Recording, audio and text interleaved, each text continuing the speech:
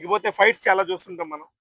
Fight for fight లాగా కాకుండా ప్రతిదానికి ఒక స్టోరీ టెల్లింగ్ ఉంటుంది ఫైట్‌లో కూడా. అవి చాలా బాగా అనిపించాయి.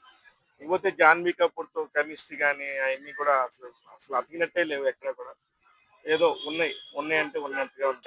చాలా మందికి నిజంగా కూడా ఉపయోగం లేని క్యారెక్టర్స్ ఉన్నాయి. ఇట్లాంటి ఒక కథ ఎక్కడ జరగదు. ఒక ఊహాజనితమైన కథ తప్ప.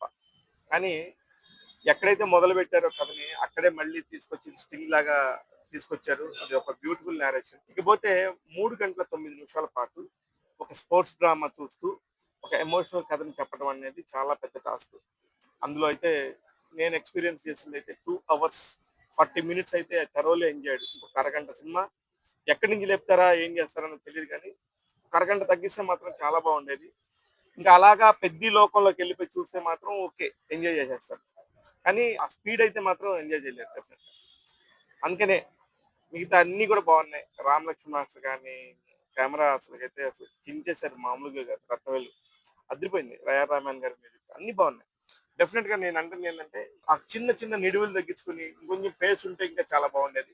'రామ్ చరణ్' అయితే ఎక్స్‌ట్రార్డినరీ ఉన్నారు. ఇది ఒక బ్రెయిన్ చైల్డ్ కాబట్టి క్రెడిట్ మొత్తం బుచ్చిబాబుకే దక్కాలి. 100% బుచ్చిబాబు గారు చాలా వాళ్ళ గురువుగారు లాగానే పెద్ద ఎమోషనల్ డైరెక్టర్. సూపర్‌గా చేశాడు. ట్యాగ్ తెలుగు పెద్ది సినిమాకి ఇస్తున్న రేటింగ్ 3/5. నేను మీ శివ మల్లాల్.